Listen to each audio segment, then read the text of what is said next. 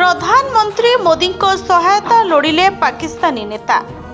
पाक सरकार और सेनार अत्याचार रे अतिष्ठ हेबा परे समाधान पाई मोदी को सहायता लोड़िछन्ते।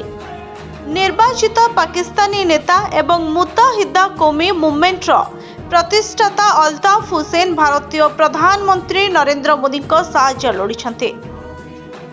से एक सोशल मीडिया पोस्ट करी मध्य शेयर करिछन्ते। अल्ताफ हुसैन प्रधानमंत्री मोदी को निकट रे अनुरोध करी कहिछन्ति जे विभाजन परे भारतरू पाकिस्तान आसीथिबा उर्दू भाषाभाषी शरणार्थी अर्थात मुहाजिर को निर्यातना प्रसंग को अंतर्जातीय स्तर रे उठांतु। अल्ताफ हुसैन लंडन ने एक कार्यक्रम रे अंशग्रहण करथिले। से एठारू प्रधानमंत्री मोदी को अनुरोध करिछन्ते।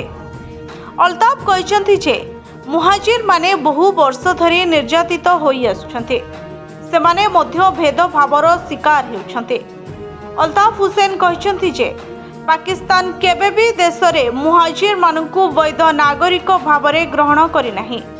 से दाबी करिछन्ति जे एपर्यंत सामरिक कार्यानुष्ठान ने 25,000 रु अधिक मुहाजिर प्राण हराइछन्ते।